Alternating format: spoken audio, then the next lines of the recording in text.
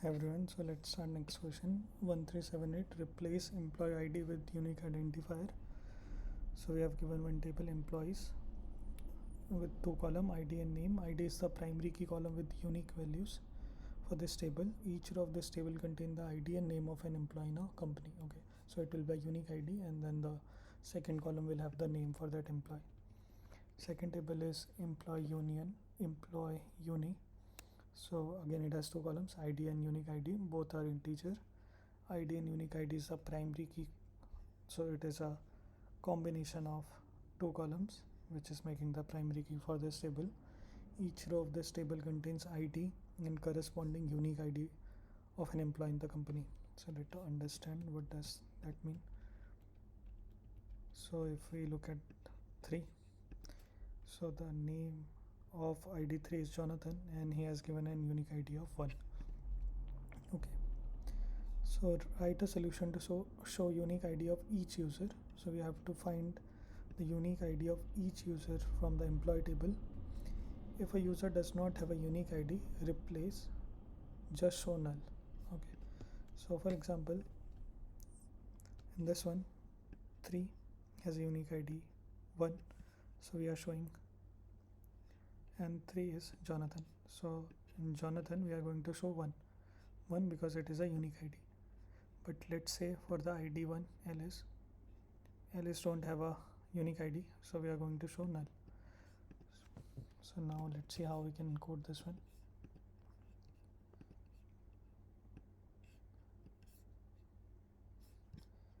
Let's give it a character length of 15.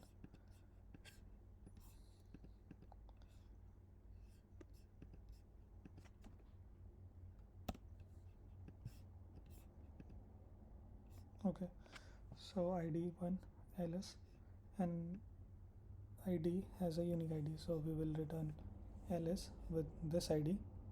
For 2, Bob with this ID. Charlie will get a unique ID of null because he don't have any unique ID.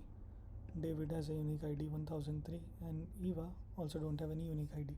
So let's see how we can do it. So the very first step is to combine both of this table. So we can use joins. Select from employees E,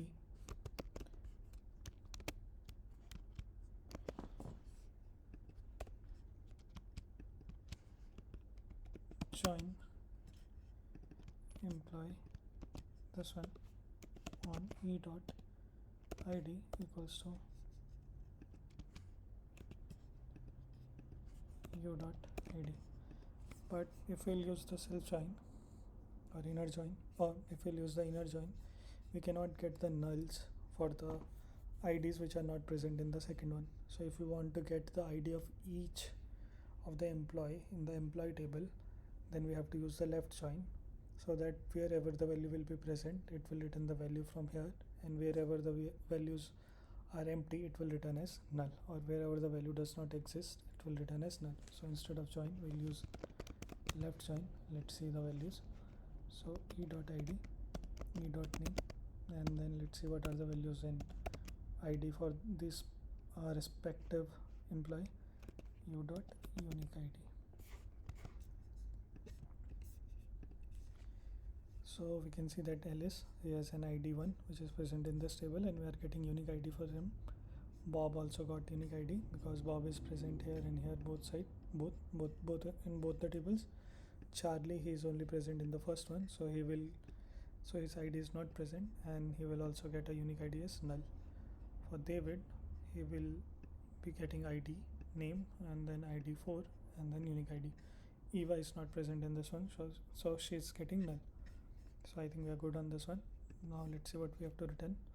So we have to return output as unique ID and name. So unique ID and name. So this we have to return as unique ID, and then we have to return the name of employee. E dot name as name. Let's run this one in the lead code. So what we are doing here is we got every record from the employee table, and wherever the value will be matching, it will return the unique ID, and wherever the value will not be matching, it will return null. Let's see. So test case got accepted, and let's submit it.